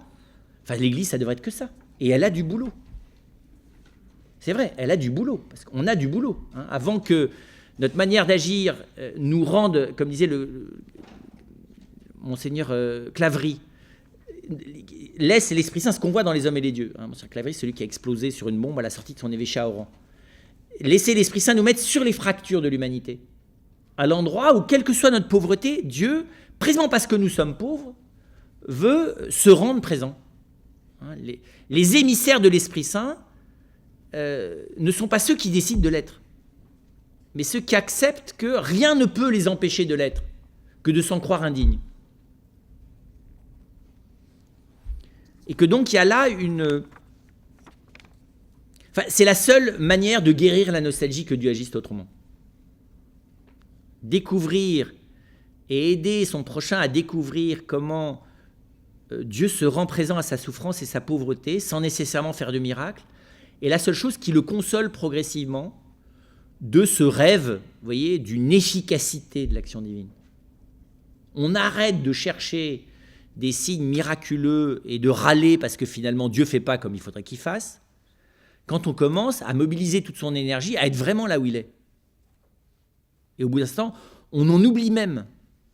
Vous voyez, il faut demeurer disponible au miracle. Mais on abandonne progressivement cette espèce de projet qui est fondé, encore une fois, sur une attente qui n'est pas illégitime, qui n'est pas mauvaise, mais qui est encore loin précisément de la découverte de l'extraordinaire profondeur, richesse divine de cette manière d'agir de Dieu qui a été inaugurée en Jésus. Dans ce que vous avez dit, dans les temps d'épreuve objective, avec cette citation de Saint Vincent de Paul en arrière-fond, Dieu parle par les événements. C'est très vrai que, d'abord, encore une fois, il y a des moments de pauvreté où ça fait partie de l'humilité que de demander au Seigneur un signe. On n'a pas non plus à vouloir jouer les héros. Et par moments, on peut avoir la simplicité de supplier le Seigneur de nous donner une parole en ouvrant son évangile ou sa Bible parce qu'on n'en peut plus. Et qu'on n'a pas toujours un frère ou quelqu'un qui est là, disponible pour nous aider. Donc, encore une fois, vous comprenez bien, ça ne s'oppose pas. C'est une chose de demander humblement parce que je ne sais plus par quel moyen continuer à espérer, de demander un signe du Seigneur pour autant qu'il le veuille bien. L'humilité fait que je demande tout ce qui me semble pouvoir m'aider. Et j'accepte que je ne sais pas bien. Mais ça serait de l'espèce de présomption que de dire, moi, purement intérieur. Je n'ai pas besoin de signes. Je vous rappelle que Vincent de Paul, il est passé par une telle épreuve de la foi qu'il avait fini par rédiger son credo. Il n'arrivait même plus à prononcer les actes de foi. Il avait convenu qu'avec le Seigneur, que chaque fois qu'il mettrait sa main sur sa poche, c'est comme s'il restait le credo. C'était très beau ça. Et donc Dieu parle par les événements. C'est vrai que, qu'est-ce que ça veut dire? Il me semble qu'il y a deux extrêmes. D'abord de dire, ouvrons le journal de 20h à la télévision et sachons qu'est-ce que Dieu dit au monde. Se dire, c'est pas le présentateur de 20h qui vous dit ce que Dieu a à dire aujourd'hui. D'accord ? C'est pas ces événements-là. Ensuite, évidemment, il ne faut pas trop que je me précipite dans les événements en y voyant des signes de Dieu. Mais Dieu parle dans les événements tout simplement parce que ces événements concernent ma vie. Et que s'il n'y a pas un cheveu de ma tête qui ne tombe sans que le Seigneur le compte, a fortiori, les choses qui m'affectent. La difficulté du monde contemporain, c'est que nous sommes affectés par plein de choses qui ne nous concernent pas du tout. Précisément à cause de l'information. Et que ça n'est pas facile. Il faut un certain silence intérieur, y compris des fois en coupant la radio, le téléphone, l'Internet et tout ça, pour pouvoir revenir au réel de ce que nous vivons. Nous n'avons pas la grâce pour ce que nous ne vivons pas. Donc, si vous voulez, Dieu ne va pas me consoler de l'émotion imaginative que j'ai pour des choses qui n'ont rien à voir avec ma vie à moi. D'accord ? Et donc, mais par contre, plus un événement me concerne directement dans ma personne, et plus il est quelque chose d'intime à ma vie. Et j'y dirais, comment vous dire ça, qui est enveloppé de l'amour de Dieu. Ça veut pas dire que l'événement est bon, mais ça veut dire que, comment expliquer ça, Dieu est dans mon cœur pour m'aider, me soutenir, m'apprendre à accueillir les événements. Vous voyez, à ne pas les fuir, à trouver la manière de les accueillir, à savoir comment les porter et ne pas les porter. C'est pas facile ça. Vous voyez, donc il y a toute une coopération sur la manière de laisser Dieu agir en moi à travers un événement. Il y a des gens, ils prennent tous les événements de front. Ils se prennent tout dans la figure. Dieu leur a jamais demandé ça. Vous en avez, ils courent le plus vite possible de tous les événements. Après, ils trient, puis ils choisissent ceux qui les arrangent. Bon, il y a une juste, c'est pas une juste mesure, mais il y a une manière de demander au Seigneur, de l'Esprit Saint, d'apprendre à... Alors, il n'y a pas de méthode, Je pense que, c'est pas une méthode, mais il y a un moyen, c'est pas les événements qu'il faut regarder, c'est les personnes concernées. Laissez tomber les événements, parce qu'on n'a aucun intérêt. C'est les personnes qu'il faut regarder. Un événement, ça concerne des personnes. Si un événement concerne... Vous vous réjouissez parce qu'on a gagné la Coupe du Monde, très bien, mais c'est parce qu'il y a des gens qui sont contents. La Coupe du Monde, on n'en a rien à faire. C'est une chose, c'est une espèce de machin en métal, là, aucun intérêt. L'hystérie collective, aucun intérêt. Par contre, qu'il y ait des gens qui aient fait leur boulot correctement, qui soient super contents, parce que non seulement ils sont contents, mais qu'en plus ça rend content toute la nation, très bien. Super événement. Parce qu'un peu de joie dans un monde comme il est, c'est pas du luxe. On a complètement perdu lamentablement la Coupe du Monde, super. Il y a un super événement, il faut prier pour les pauvres gens là, qui sont tellement perdus que tout le monde se paye de leur tête, et qu'en plus on se paye de leur tête, plus ils sont ridicules, moins ils vont bien, plus ils s'enfoncent quand même. Priez pour eux. Normal, non? Au lieu voilà. Oui, parce qu'il y a des personnes derrière. Et ils sont pas célèbres, ils sont juste dans un état de pauvreté pas enviable, quoi. Ils sont juste nuls aussi. Pas footballistiquement, hein, mais... Donc c'est les personnes, en fait. Je pense que la grande manière, c'est les personnes. Dans leur petitesse, leur petitesse au bon sens du terme, hein, dans leur fragilité humaine. C'est la bonne manière de regarder un événement. Et de se méfier de l'effet qu'il a en moi, en dehors des personnes que ça concerne. Bon, on a tous cet exemple, hein, des gens qui viennent, qu'il faut consoler, parce qu'au moment où ils viennent vous présenter leurs condoléances à la fin de la messe, en fait, ils vous racontent tous les deuils qu'ils ont vécu eux-mêmes. Oui. Voilà. Là, ils n'ont pas bien compris l'événement, là. Enfin, effectivement, vous comprenez le leur, c'est-à-dire qu'en fait, ça réactue toute leur souffrance, donc vous les consolez.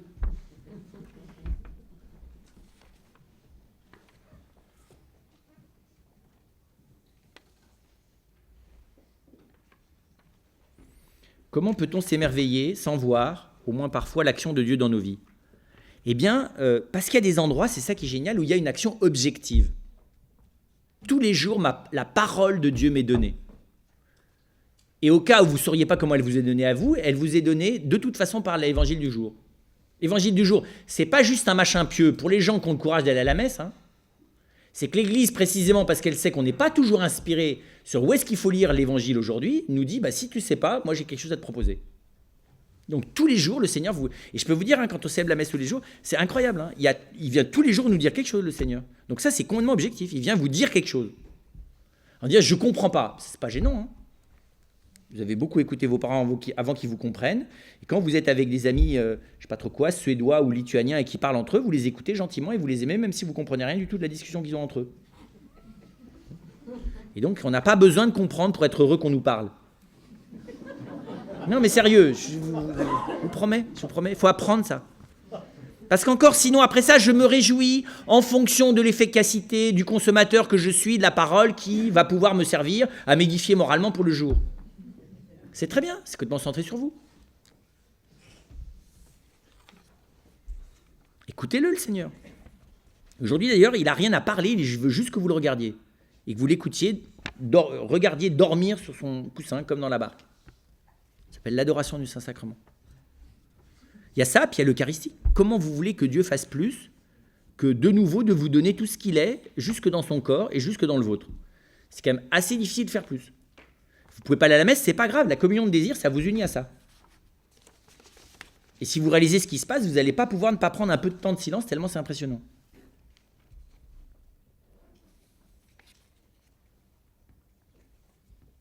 Alors, la différence entre ce que je vis et le vécu émotionnel ou cognitif. C'est pas toujours facile, parce que mon vécu, il est là. Eh bien, je n'arrive à distinguer progressivement ce que je vis profondément de mon vécu que grâce à l'autre.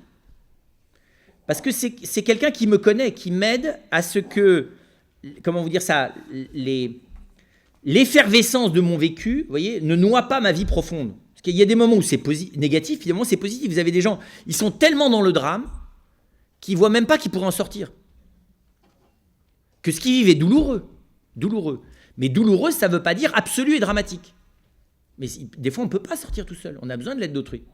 Inversement, vous avez des gens qui sont dans une espèce d'euphorie, mais qui devient agressive pour ceux qui n'ont pas la même joie qu'eux. Vous savez, ils ont gagné le concours, vous savez, au moment du bac, là. Alors, ils hurlent qu'ils ont gagné.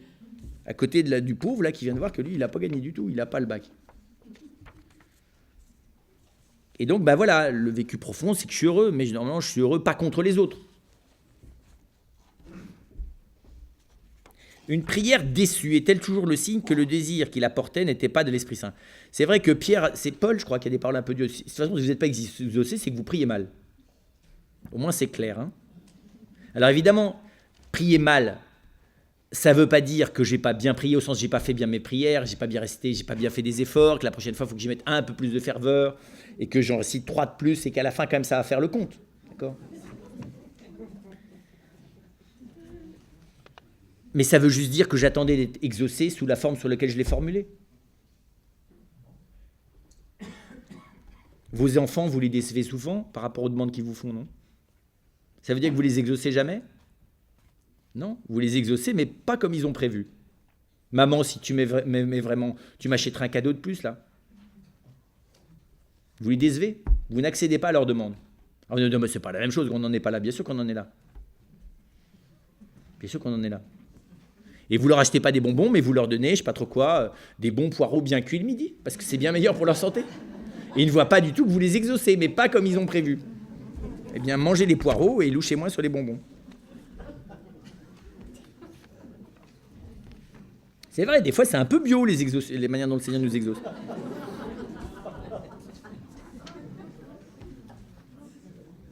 Alors, c'est quoi, du coup, la prière de demande? La prière de demande, c'est la présentation des désirs de mon cœur au Seigneur. C'est capital, la prière de demande. C'est mon désir. Le désir, c'est essentiel dans ma vie. Mes attentes, mes espérances, mes craintes, c'est essentiel dans ma vie. J'ai besoin que le Seigneur vienne habiter mon désir. C'est ça, la prière de demande. Ce n'est pas une commande à la redoute. J'ai fait ma liste pour le Père Noël. Non. Alors bien sûr, c'est normal, on est des enfants. Et il ne faut pas croire qu'on mûrit tant que ça, c'est pas vrai. On garde un fond de nous et quand on va pas bien, ça renaît. De dire mais quand même, là, j'ai fait une liste quoi. C'est pas pour moi, c'est pour ceux qui souffrent. Et c'est vrai, il y a des moments où on a le droit d'être comme Abraham, d'aller négocier. Enfin, respectueusement. Donc on a le droit, mais l'essentiel, c'est parce que le Seigneur veut venir habiter mon désir. Et mon désir du bien pour autrui. Donc il faut demander. Avec persévérance, avec acharnement, mais sans hargne. Pas facile. C'est-à-dire être exaucé en étant certain que la manière dont le Seigneur nous exauce, voilà, même si par moments ça nous met à la limite de la révolte, hein, est beaucoup plus profonde. C'était l'évangile de dimanche dernier, ça. Croyez-vous qu'il tarde? Peut-on lui demander d'agir dans le cœur de quelqu'un si Dieu n'y peut rien?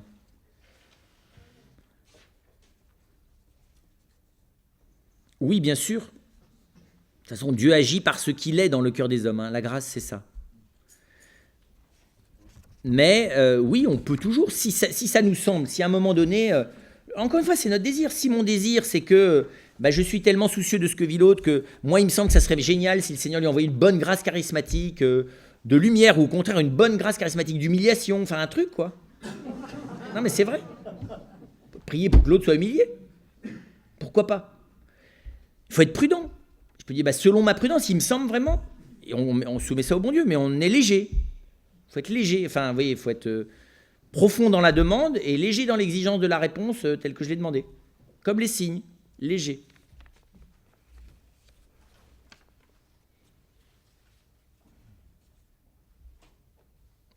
Savoir que Dieu va agir, mais savoir aussi qu'on ne sait pas encore comment tout à fait. Bien sûr. Est-ce une manière de reconnaître, de cheminer avec l'action de Dieu? Tout à fait. Le comment de l'action divine est tellement grand, tellement réel, qu'il échappe beaucoup à mes critères d'attente. Voilà. Plus je fréquente le Seigneur et plus je vais apprendre à ce que mes désirs soient au diapason de sa volonté.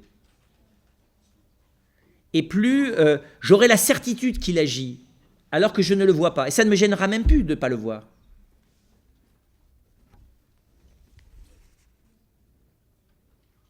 Que doit faire l'individu qui se croit indigne pour se rapprocher de Dieu? Entendre celui qui lui dit que c'est une erreur. Et c'est ce que fait le prêtre tous les jours à la messe.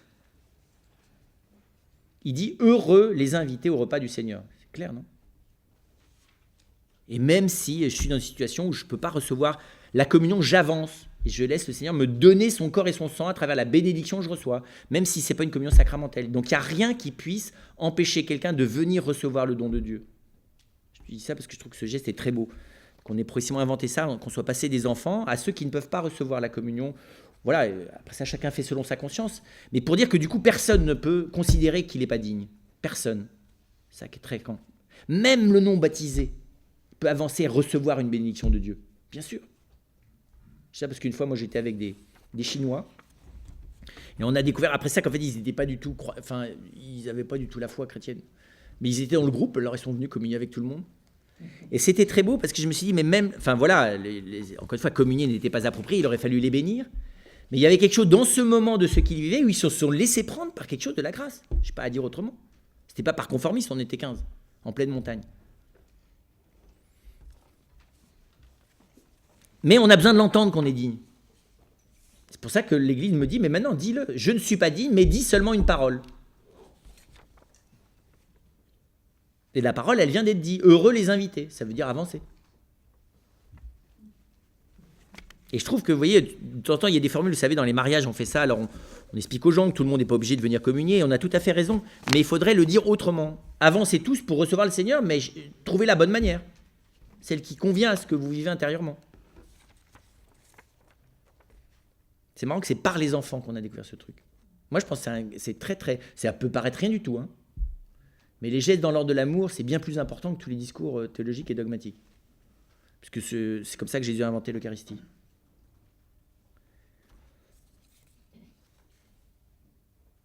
L'agir de Dieu dans le corps mort de Jésus.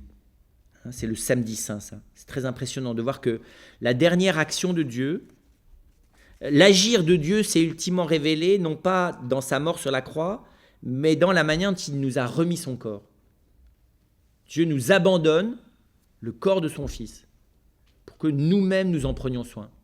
Et tous les retables de l'époque flamande ont représenté la descente de croix derrière l'autel, pour bien comprendre que l'Eucharistie, c'est réellement, et l'Église, c'est Dieu qui vient nous confier son corps. La dernière action de Dieu est de se confier à nous dans une passivité qu'aucun être humain ne pourra jamais connaître. Parce que moi, le jour où je serai mort, je ne serai plus présent dans mon corps. Le Verbe de Dieu continue d'être présent au corps du Christ. Dieu continue d'être abandonné aux mains des hommes dans le corps de son Fils. C'est incroyable ça. Et on a tout le samedi saint pour regarder ça. Ça, c'est le dernier mot de l'agir divin. C'est vrai, j'aurais dû aller jusque-là. Celle qui s'en occupe, c'est Marie. C'est Marie-Madeleine, mais c'est aussi ces hommes. C'est très impressionnant. C'est des hommes qui ont descendu de croix, pas des femmes. Normalement, la toilette des morts, c'est le travail des femmes. Et on voit bien, elles sont toutes frustrées, entre guillemets, que ce n'est pas elles qui l'ont fait. Marie-Madeleine, et au matin de Pâques, elles sont là à courir pour aller finir le boulot, parce que c'est que des hommes qui ont fait ça. Très impressionnant. C'est très mystérieux, ça, cette espèce d'invention d'invention du dialogue de Dieu avec les hommes et de la manière de leur révéler ce qu'il veut faire pour eux. Évidemment, on n'attendait pas à ce que le dernier mot de l'agir divin, ça soit ça. Mobiliser son énergie à être vraiment là où est Dieu. C'est-à-dire mobiliser son énergie pour entrer en nous-mêmes, au cœur de notre fragilité, de notre personne humaine. Oui, tout à fait. Au cœur de la relation à autrui qui est fondement. Oui, Dieu est là où est mon cœur. Et mon cœur, il est dans la joie et dans la souffrance, dans la relation à l'autre, dans la relation à moi-même et dans la relation au Seigneur. Tout ça, c'est un seul lieu. Et le cœur de l'homme, c'est là où il y a le meilleur et le pire, on le sait bien. Quand on voit la Bible, dans le cœur de l'homme, il n'y a pas que des bons désirs. Les poubelles aussi, il ne faut pas sélectionner dans le cœur uniquement la partie qui vous plaît. Il faut aussi accueillir les parties nécrosées, là, qui ont besoin d'être revitalisées par l'Esprit Saint parce qu'elles sont par derrière les bons désirs en train de manipuler, de se fabriquer dans l'inconscient plein de trucs pas clairs. C'est très étonnant le regard de la Bible sur l'inconscient. C'est dans l'inconscient le cœur. Le cœur l'inconscient est dans le cœur. Qu'est-ce que c'est la providence et l'économie de Dieu ? N'est-ce pas une action concrète de la Sainte Trinité ? Alors oui, bien sûr. La providence, c'est que Dieu, effectivement, veille sur ses enfants. Mais la providence...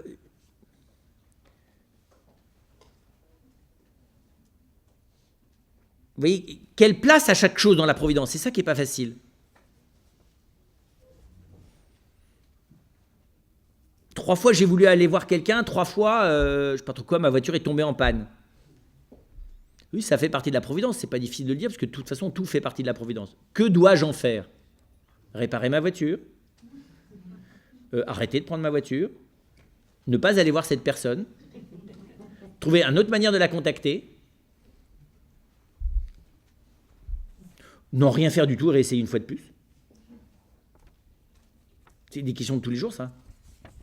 Eh bien, on fait comme il nous semble, mais pauvrement, en n'étant jamais certain que c'est exactement ça qu'il fallait faire, que là-dessus, je ne suis pas capable clairement de dire Dieu agit. Si Dieu, il agit dans le fait que je me tourne de nouveau vers lui, en lui demandant d'être au-delà de toutes ces espèces de considérations inquiètes, là, puis je fais ce qui me semble, puis c'est tout, quoi. Il y a des moments où il faut du vrai discernement sérieux, mais là, vous n'allez pas y passer. Enfin, sauf si vous alliez voir quelqu'un de tout à fait malfaisant. Hein. Donc c'était très bien que votre voiture tombe en panne, mais normalement, à ce moment-là, je le devine dès la deuxième fois.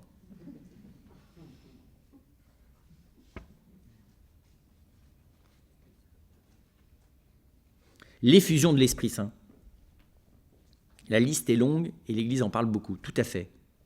Les charismes, par exemple. Les charismes, c'est un don de Dieu. C'est une action de Dieu. Mais cette action de Dieu, elle est donnée en plus.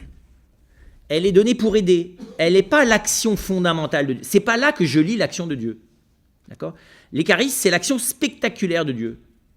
Et il en faut, et c'est nécessaire, parce que y a des moments où, de toute façon, comme j'arrive plus du tout à croire dans l'action de Dieu, parce que j'arrive plus à se rendre à l'endroit où il agit en moi, j'ai besoin de trouver un lieu d'église où l'action de Dieu, entre guillemets, est plus proche du visible.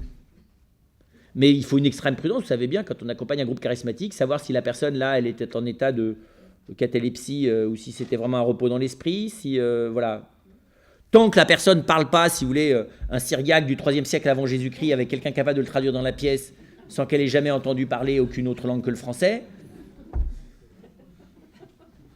il y a une action de Dieu, mais c'est la prudence du pasteur, je ne peux jamais la désigner très concrètement. Je peux dire oui, Dieu a sûrement agi dans ton cœur. Mais on aide les personnes à ne pas s'arrêter à ça, à s'en servir, mais pour aller plus loin. Tous les dons sont faits pour la foi, l'espérance, la charité et l'entrée dans le mystère du Seigneur. Et il y a toujours un moment donné où, quand on a commencé à être aidé par ça, on rentre dans une pauvreté où les charismes ne sont plus là. Parce qu'il y avait un temps pour ça. Et il ne faut surtout pas les mépriser, par contre.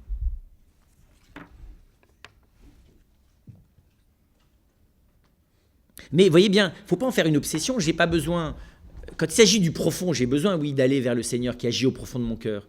Mais du côté du visible, le jour où vous êtes heureux et vous vous mettez à chanter, mais c'est aussi une action de Dieu. Vous voyez, je ne sais pas comment dire ça. Il ne faut pas faire une obsession à vouloir discerner dans le visible si c'est de Dieu ou pas de Dieu.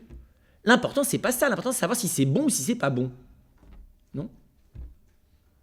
Parce que vous avez des gens, ils veulent agir que si c'est Dieu qui le leur demande. Bon, alors, c'est très difficile, hein. Et donc, comment vous dire ça ? Tout ce qui est bon contribue à la providence divine, voilà, disons-le comme ça. Et ce qu'on appelle l'agir de Dieu au sens propre, c'est ma vie théologale la plus profonde. Le reste, eh bien oui, j'essaye, il me semble que plutôt, peut-être, sans doute, voilà.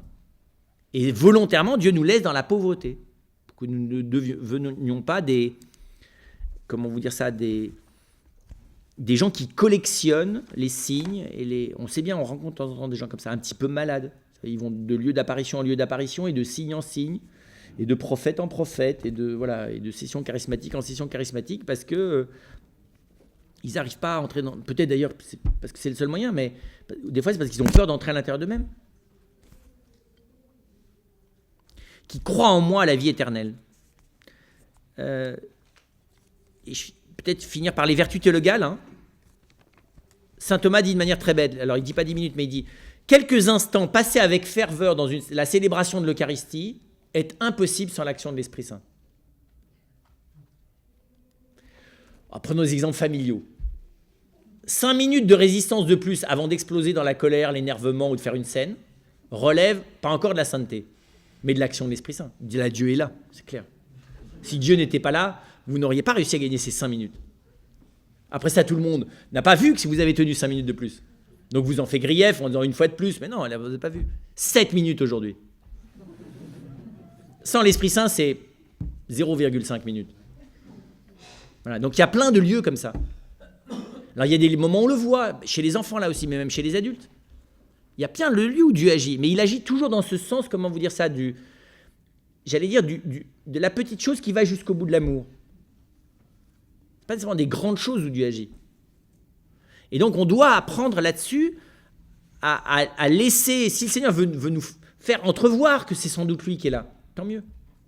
Mais notre souci à nous, c'est vrai, c'est la pratique des vertus théologales, hein, s'en remettre en confiance à tout ce que le Christ nous a dit, se réouvrir son cœur à son amour, même si ça doit me faire souffrir parce que son amour est trop grand, réaccepter que je n'ai de refuge et d'avenir que ce que Dieu veut bien pour moi, oui, ça, c'est pas durablement réitérable sans qu'il y ait l'action d'amour de Dieu dans mon cœur. Et finalement, c'est ça, oui, là, on peut y aller.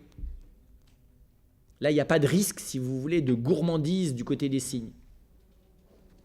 C'est d'ailleurs ce qui est très beau, et il me semble que c'est un des lieux, c'est l'adoration eucharistique.